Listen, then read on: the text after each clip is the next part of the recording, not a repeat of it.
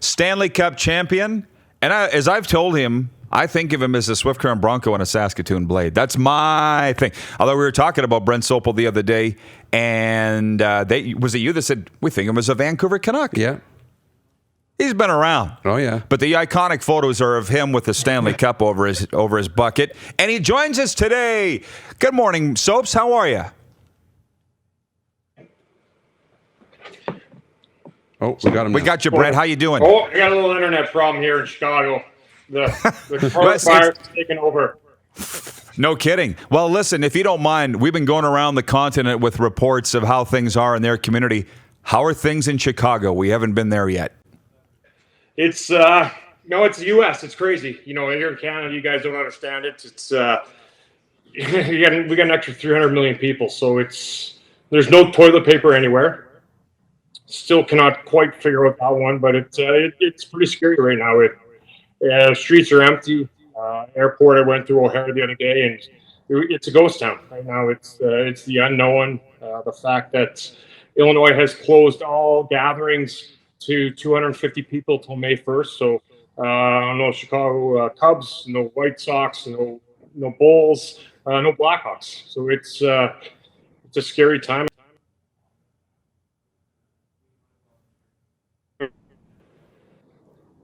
It's breaking up a little bit. No, it just broke up when you said it's a scary time, Brent. Can I ask you how your children are dealing with it? I mean, you got a very touching story about your relationship with your kids, which we won't get into today. We'll do that in other interviews. But how are your kids dealing with this? And are they even in school? I would assume they're not. 'Cause here in Saskatchewan, they are not.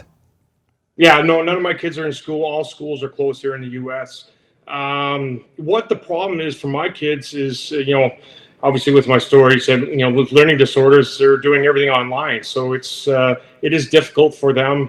But that's the way of the land. I don't think school will go back this year. I know all colleges have shut down for the year, but this is the way of the land. They're good with technology. As you can see, I'm not very good with the technology. It took me a while to log in, but you have to just make the best of it, do what you got to do, and bite your lip, and whatever you got to do, you got to do.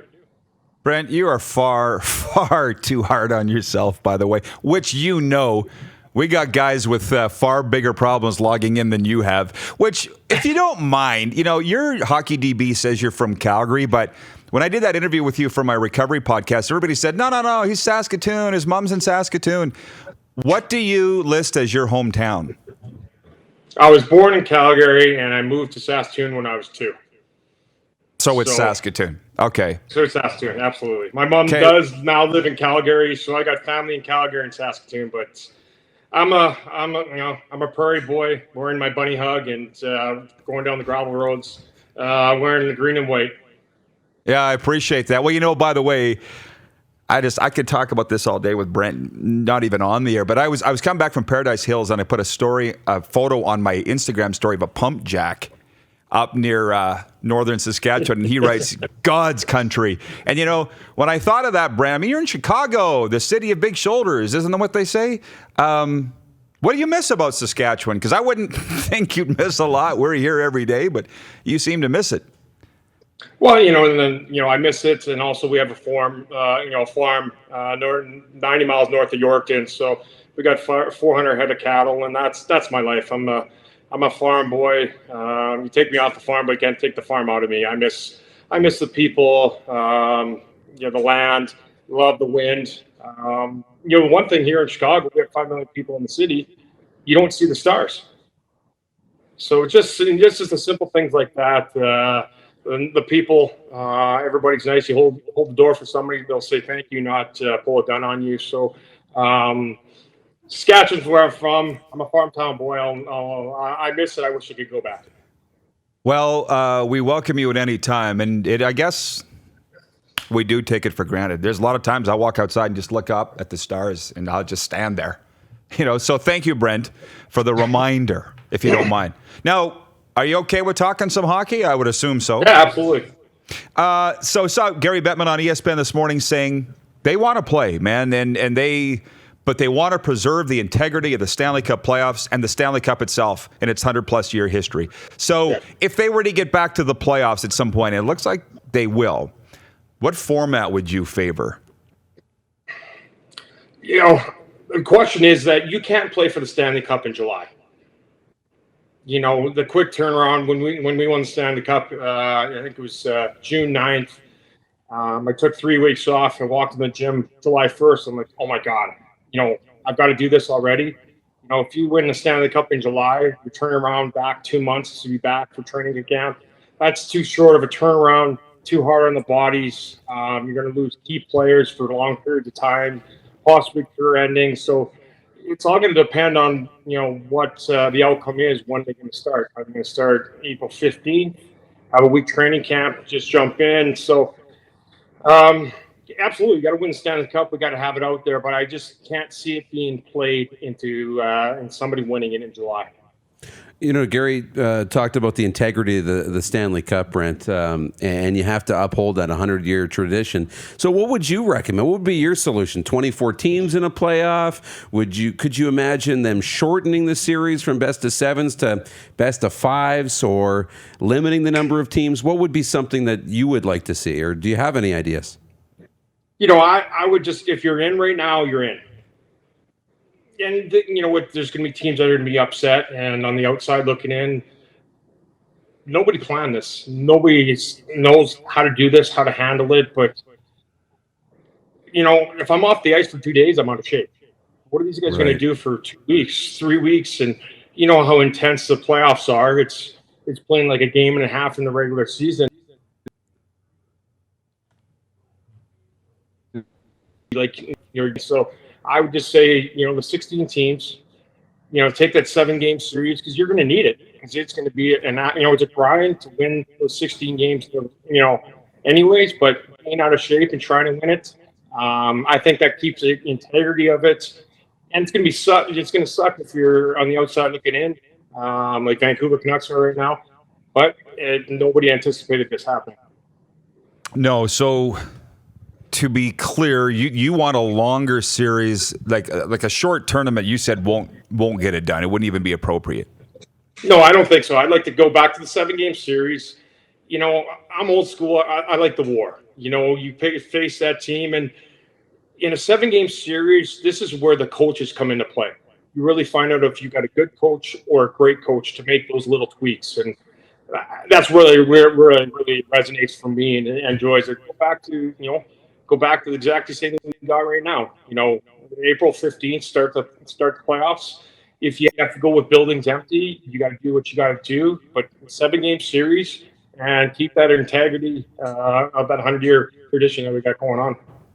So how about this one? Jeremy Colleton, we all remember him from the PA Raiders. I call his games. Yep. We think of the Blackhawks, 3 Stanley Cups in a decade, and then what happened? What's your assessment? Well, you know, let's be realistic. I think if you went to any team in the league and said, guess what, we're going to win 3 Stanley Cups in 6 years, but then we're going to have some downtime, you get every single team to buy into it. You know, the things that were done in those 3 Stanley Cups, you're not going to see that again for years, maybe decades. But when you win Stanley Cups, you got to give up draft picks. You got to give up first-round picks. You got to give up prospects. And guys get paid. And Chicago obviously was spoiled, thinking that this is easy. But you know what? I think that, you know, everybody would give up where they are now and have been for those 3 Stanley Cups right now. Some key guys, you know, obviously Kane and Tage were key guys. Duncan Keith, Brent Seabrook. Those guys have played over 1,000 games. Seabrook and Keith. But you talk about playoffs, it's like 2,000 games. So I give them the contract, give them their money for 3 Stanley Cups. Absolutely, hands down. It's just now you got to retool, and with the salary cap going up, well, it was going to go up. Not sure what's going to happen right now. You just have to be true to your fans. Just don't lie. Just come out and tell them what's going on. Great analysis. By the way, this is where I'll wind it up, Brent, from Janelle Barkman in Saskatoon. She says, hey, Brent, so excited you're finally on our show.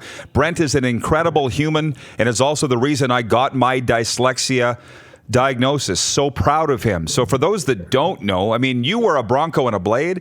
I was with the Pats and the Raiders. But now we're on the same team and helping people, and you're traveling to the White House. Last time I talked to you, you were going to Louisiana, I think, or Mississippi to speak with the governor on the dyslexia thing. Can you talk about what your life is now helping people? Yeah, it's, I've obviously, had to go to rehab and hit rock bottom. And today's actually 1,300 days sober for me. I had to really learn about who I was. And, my dyslexia was a big portion of me. And I had to be okay with it. And every painful thing I went through I'm okay with it. I can talk about it. And I'm here to change the world. I wrote some legislation in Illinois. I'm getting my foundation set up in Canada, and I want to change some legislation in Canada. And, dyslexia is a learning difference, but everybody thinks it's a learning disorder. But I'm trying to educate the world that there's some brilliant kids, just because we can't read, we can't do the simple things. Way my brain works, is amazing things in other ways. For example, 50% of people that work at NASA are dyslexic. Wow. How did that happen? Because we can see in 3D image. Right. And like, for example, my spatial awareness, everybody's like, why were you so good at blocking shots? Is this because how my brain works? If I'm driving down the highway, I will tell you every single license plate, what state or province they're from, because that's how my brain works. Just our brain was wired differently. It's a gift, it's a curse, but I just want every kid to know that they can be successful in life. And some of the richest people in the world, Richard Branson, Steve Jobs, Tom Cruise, Keanu Reeves, have it. And I believe you mentioned Jennifer Aniston too. Am I not? That's the one that got my attention. Did you not say she's got dyslexia, or did we lose? No, that was you. I know who your celebrity crush is. That's right, and about 5 million other guys. Brent, thanks for this. Appreciate it. We're always got open arms for you whenever you want to come home. But stay safe. Likewise. And let's do it again. Yeah, absolutely. Thanks for having me, guys. You're watching Rod Pedersen On Demand. For more of The Rod Pedersen Show, visit rodpedersen.com or follow Rod Pedersen on social media.